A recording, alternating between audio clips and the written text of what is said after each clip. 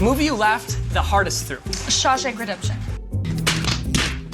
This movie is going to affect people and they're going to want to tell you about their lives. So if someone understands the themes of this movie, comes across you in public, and they want to really talk to you, what's the best way for them to be able to talk to you about this? How would you recommend they go about it? Like asking for like my address or my phone number or like my location share. Or I could just location share you and then we could Blake, please say hi to Stephanie, it's my girlfriend. Hi Stephanie. Thank you so should leave him. You see that? Blake Lively's picture-perfect image is facing its biggest challenge yet, as new allegations come up, accusing the star of long-standing bullying behavior.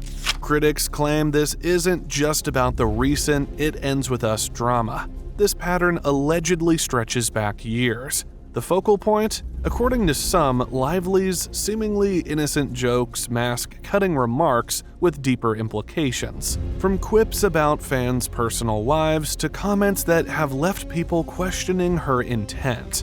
These accusations are casting a shadow over her reputation. Is this the unmasking of Hollywood's golden girl, or just another case of misunderstood dry humor? Stay tuned, because the truth behind these allegations might just leave you questioning everything you thought you knew about Blake Lively. There's already been a lot of gossip about Blake Lively lately, and not in a good way, and there are enough reasons for that.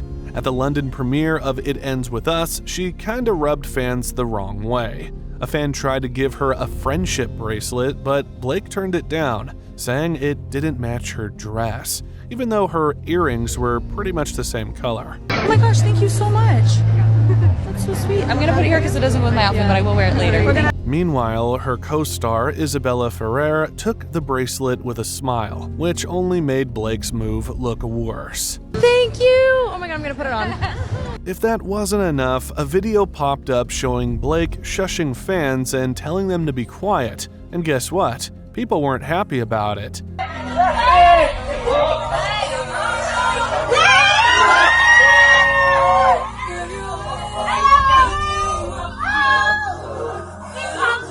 This isn't the first time, though. She's had her share of missteps in the past. Remember when she casually called her Gossip Girl co-stars monkeys, and it barely caused a stir? Chuck has a matching pet monkey with coordinating outfits, and I was like, I would love to be part of the show, but I can't act with a monkey.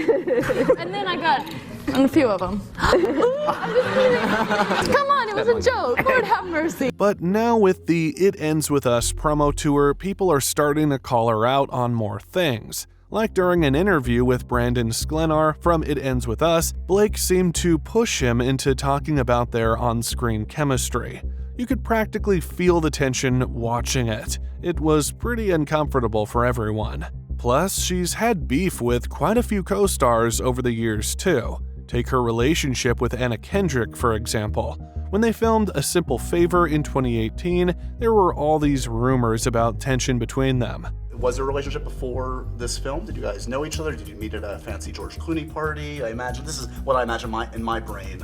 Movie We stars met at a meet. non-fancy George Clooney party. Is there such a thing? One of the really shitty casual ones, ones. In a basement somewhere. Yeah. He's really letting himself go. Well, I met Blake. I worked with her husband Ryan several years ago, so I met Blake a few times through Ryan on that film. Got it. And thought she seemed nice, and little did I know. Yeah. Look at the body language experts analyzing this right now. How quickly do you... Don't touch me.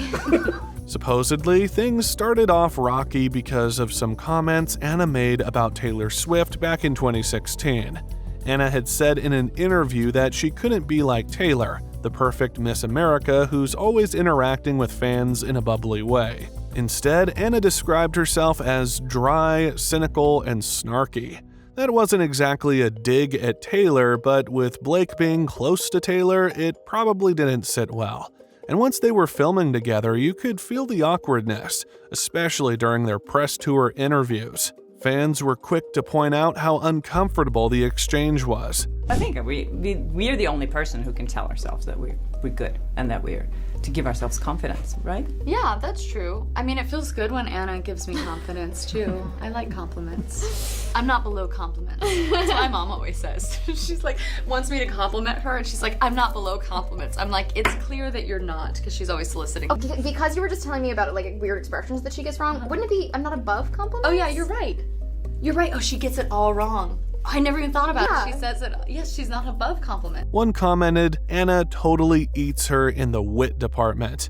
Another wrote, Blake seems exhausting. She is, just from watching her for 5 minutes. Not only that, in the Celebrity Memoir Book Club podcast, Claire and Ashley were chatting about A Simple Favor, and they dropped a bombshell. Apparently, by the time filming wrapped up, Blake and Anna were straight up not talking. Then, a so-called insider from Lionsgate slid into their DMs with a text saying, Hey, I saw your TikTok about Anna and Blake. I worked at Lionsgate, and I can tell you the rumors are true. They hated each other. The studio even had to step in and tell them to fake it and act friendly during PR stuff, because it was getting way too obvious.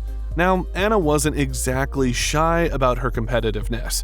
She kept pushing for more promotion than Blake, even went as far as asking for Photoshop edits on the movie poster to make her cleavage just as big, if not bigger, than Blake's. By the end of the press tour, it was crystal clear. No one was speaking to each other anymore.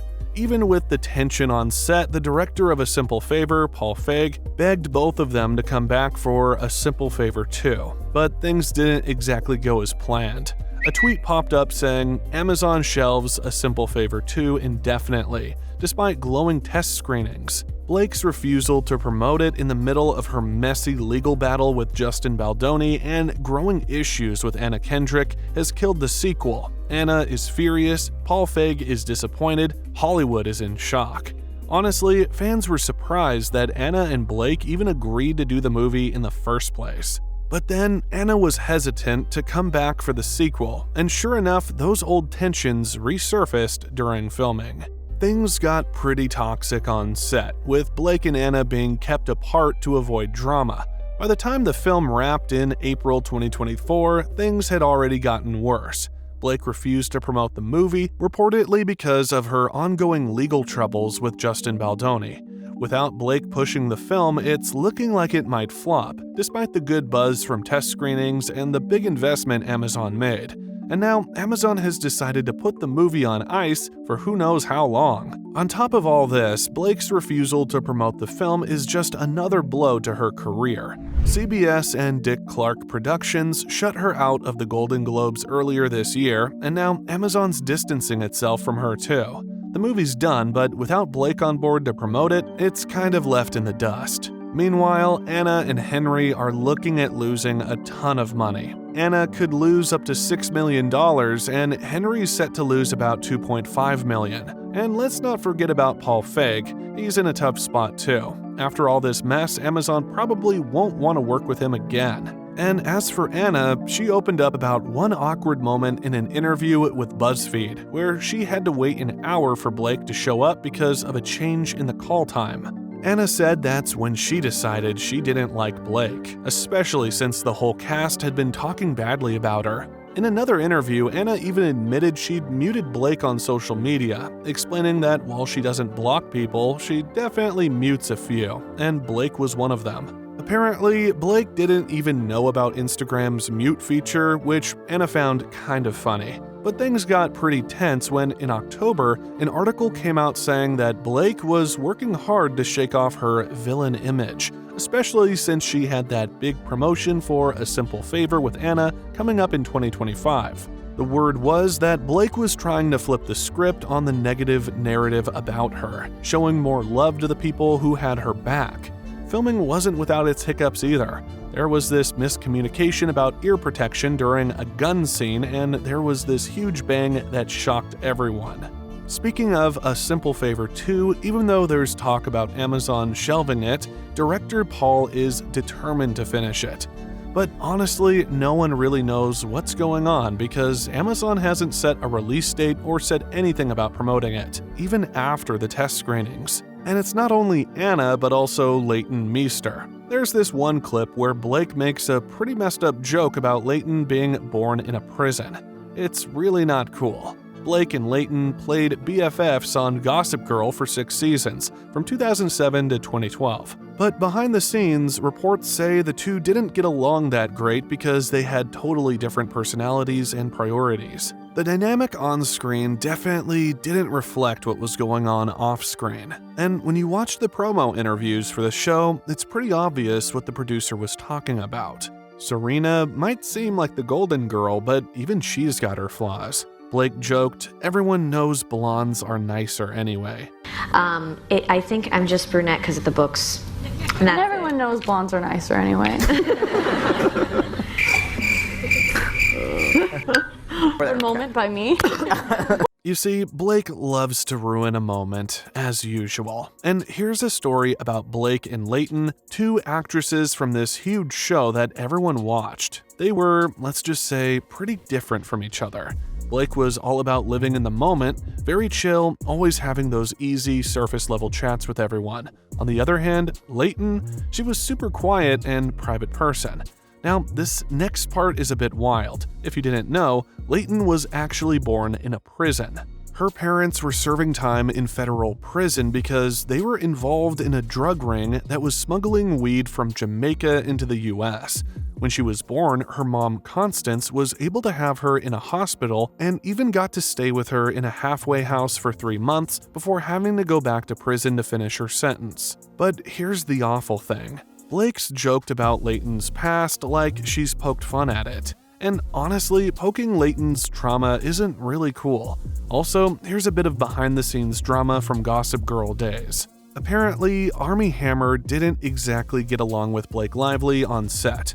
Word has it that they had pretty heated arguments during filming, and it all went down when Armie called Blake insufferable while they were shooting a dinner scene. Fast forward to 2017 when Armie was on Watch What Happens Live. When asked about the biggest diva on the show, he kind of dodged the question and looked super uncomfortable, though it was clear he wasn't too keen on discussing what went down. Let me just say, that was a tough show to film, and I didn't end up actually filming all of the episodes I was supposed to because it was such a tough film.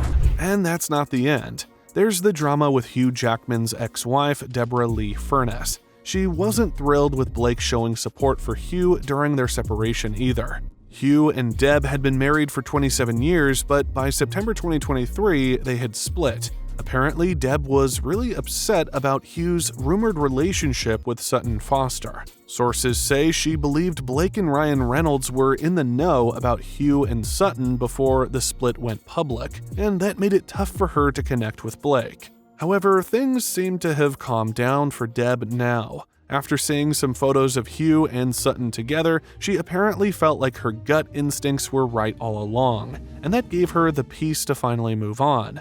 Blake's also had her fair share of awkward moments. In a 2016 interview, Norwegian journalist Kjersti Fla shared that their chat was so uncomfortable that she actually held onto the footage for years.